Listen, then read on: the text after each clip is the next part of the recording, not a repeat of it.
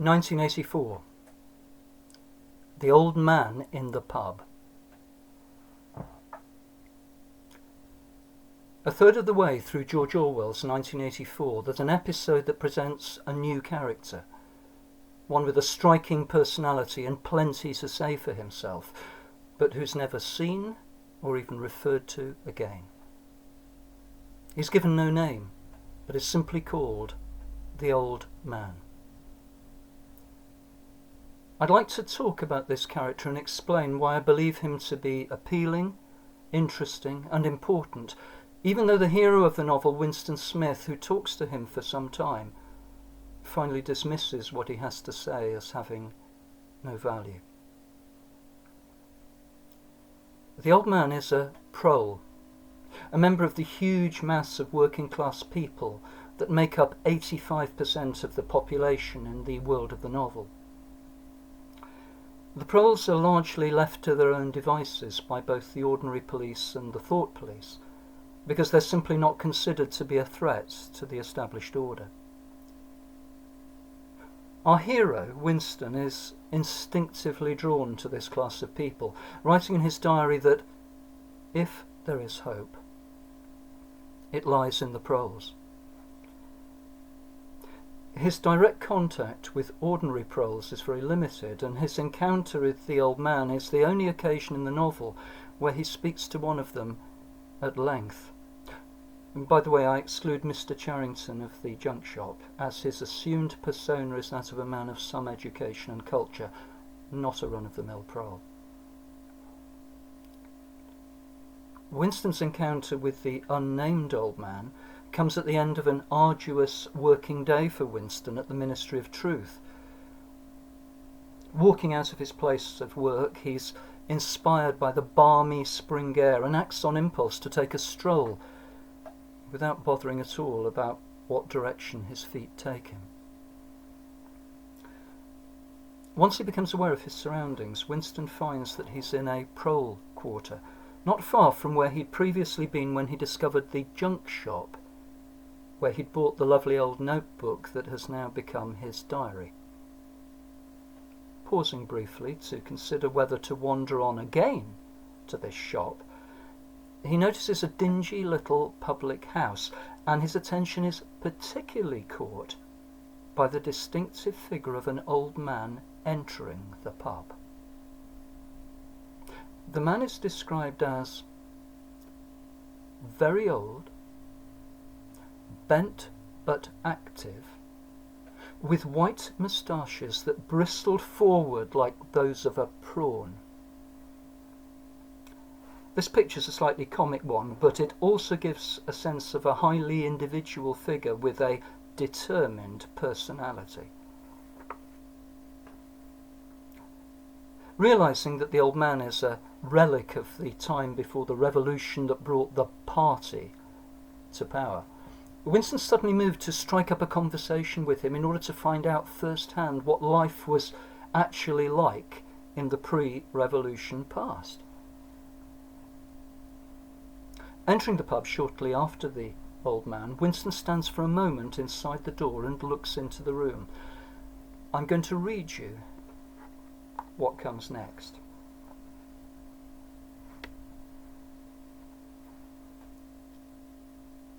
The Old Man whom he'd followed was standing at the bar having some kind of altercation with the barman, a large, stout, hook-nosed young man with enormous forearms.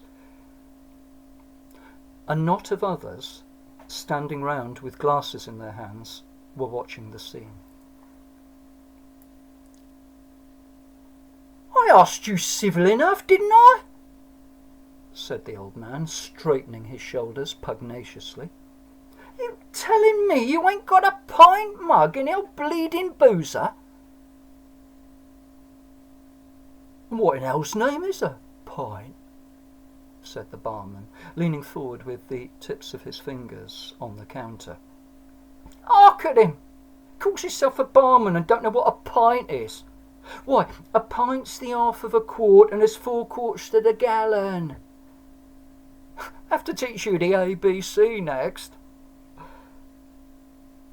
"Never heard of 'em," said the barman shortly. Litre and half litre. That's all we serve. There's the glasses on the shelf in front of you. I likes a pint, persisted the old man. You could have drawed me off a pint easy enough. We didn't have these bleeding litres when I was a young man. When you were a young man, we were all living in the treetops, said the barman, with a glance at the other customers.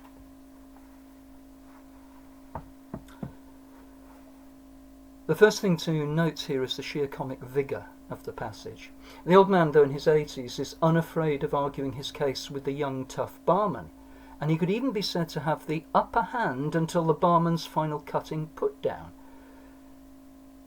The old man's Cockney speech, we're in traditional working-class London, has robustness and vitality, showing that for all his years he's retained his energy and spirit.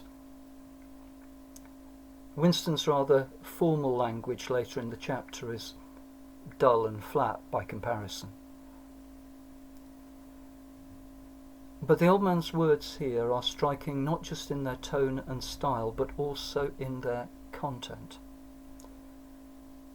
The argument with the barman is about the size of beer glasses, and the old man provides a description of imperial measurement, pints, quarts and gallons, that belongs to the world of the past, which is set against the metrical measurement, litre and half litre.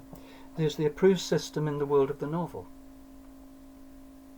The units of the old system are well remembered by the old man, but the young barman, born and brought up in the new world, has never heard of them, and regards them as part of a primitive world, living in the treetops, that is long gone. To appreciate the full power of the passage, we have to consider the readership that Orwell was primarily writing for. English people in the years just after the Second World War. The final draft of his novel was written in 1947 to 48 and published in 1949. This was an England where imperial measurement held sway, and metrical measurement was something continental, foreign. By showing us that an ordinary Englishman in the world of 1984 no longer has his pint glass, a staple of his everyday life, Orwell is demonstrating that a new and alien system is now the order of the day. Following the altercation at the bar, Winston initiates a conversation with the old man by offering him a drink, which the old man eagerly accepts.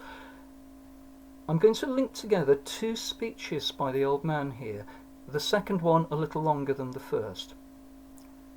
Both of these are made in response to Winston's giving the old man some supposed facts from the official textbooks about the pre-revolution ruling class, the rascally capitalists. Here's the old man's first speech, and the passage I'm reading begins with a sentence from Winston about the capitalists.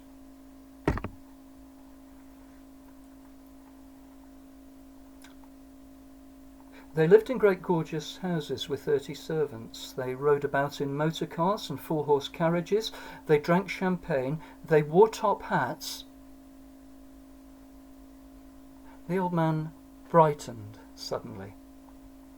Top hats, he said. Funny you should mention 'em. The same thing come into my head only yesterday, I don't know why.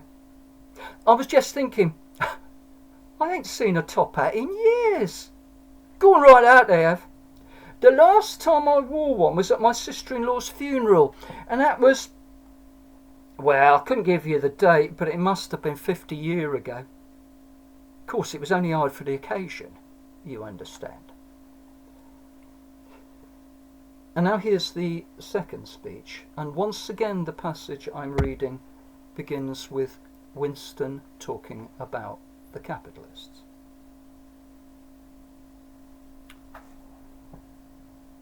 And was it usual I'm only quoting what I've read in history books. Was it usual for these people and their servants to push you off the pavement into the gutter? One of them pushed me once, said the old man. I recollect it as if it was yesterday. It was boat race night. Terrible rowdy they used to get on boat race night. And I bumps into a young bloke on Shaftesbury Avenue. Quite a gent he was. Dress shirt, top hat, black overcoat. He was kind of zigzagging across the pavement and I bumps into him accidental like. He says, "Why can't you look where you're going?" he says. I says, "Do you think you bought the bleeding pavement?" He says, "I'll twist your bloody head off if you get fresh with me." I says, "You're drunk. I'll give you in charge in half a minute." And if you believe me, he puts his hand on my chest and gives me a shove as pretty near sent me under the wheels of a bus.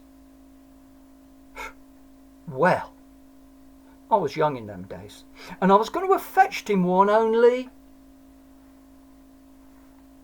The old man's speech tails off at this point.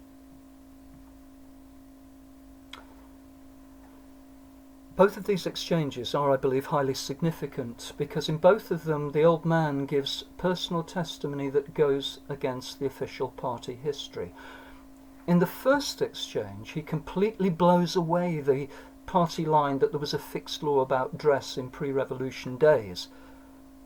This law is referred to a little earlier in the novel, as Winston reads from an official history book that a frock coat and top hat made up the uniform of the capitalists which no one else was allowed to wear. In flat contradiction to this, the old prole has worn a top hat more than once. He makes this clear in "The Last Time I Wore One," even though it was a hired top hat for a special occasion, much as a wedding guest in our day might hire a morning suit and a top hat to go with it. In the second exchange, the old man gives us a detailed account of an incident that presents a clear difference from the party line, that capitalists were allowed to push people into the gutter with complete impunity, as his encounter with the drunken bullying toff shows a lowly citizen who is very ready to stand up for himself against the capitalist class, prepared not only to report the toff to the police, this is the meaning of give you in charge, but also to punch him.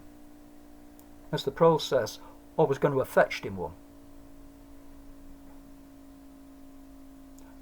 Strangely, however, Winston does not respond to either of the old man's tales from the past with any interest. And after the second one, he considers that the old man's memory is nothing but a rubbish heap of details. Taking the opportunity of a moment when the old man goes to visit the pub's toilet, Winston slips out, deeply disappointed that he's gained nothing of value from him, and never considers him again.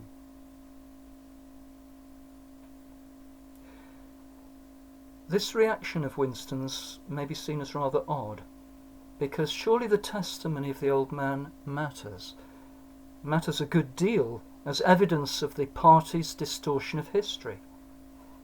The evidence he gives may be anecdotal. What else would one expect from a chance conversation in a pub? And it may be piecemeal. But it has the vividness and authenticity of genuine experience recounted in the form of vital, energetic, and, yes, highly articulate personal narrative. It's difficult to account satisfactorily for Winston's failure to grasp the importance of what the old man says, though I'll make an attempt to do so. In general terms, we can say that Orwell has created a hero who, though intelligent and independently minded, is inevitably human and flawed, someone who doesn't always see things clearly. In the particular case of the old man, I think it can be argued that Winston simply lacks the capacity to understand and relate to someone who lies so very far outside his own milieu. The old prole, for all his sharp common sense, is no intellectual. He can tell a good story, but he can't generalise from it, and his mind is one that jumps naturally from one personal anecdote to another, including quite irrelevant details as he does so. Winston, I feel, unreasonably expects the old prole to produce a neat compare and contrast answer about the present day and the past, and, frustrated and depressed when this doesn't emerge, fails to home in on the essential points in the old man's stories and draw the necessary conclusions about them himself.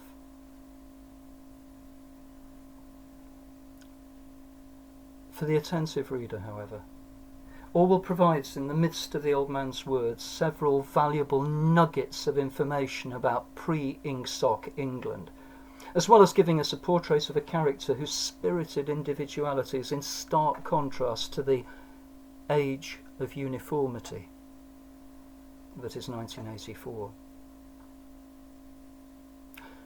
Winston walks out of the pub and forgets the old man. But Orwell does not, I believe, want us to forget him. For me, the whole episode is unforgettable, and the purpose of my talk is to make the character of the old man noticed and valued by as many readers of the novel as possible. I want to conclude by giving you one more speech from the episode.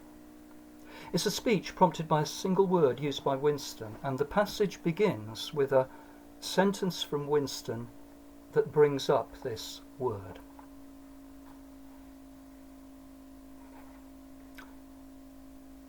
Every capitalist went about with a gang of lackeys who... The old man brightened again. Lackeys, he said. Now, there's a word I ain't heard since ever so long. Lackeys. That regular takes me back, that does. I recollect, donkeys years ago, I used to sometimes go to Hyde Park of a Sunday afternoon to hear the blokes making speeches. Salvation Army, Roman Catholics, Jews, Indians, all sorts there was. And there was one bloke, well, I couldn't give you his name, but a real powerful speaker he was. He didn't half give it them. Lackeys, he says, lackeys are the bourgeoisie, flunkies of the ruling class, parasites, that was enough of them, and hyenas. He definitely called them hyenas. Of course, he was referring to the Labour Party, you understand.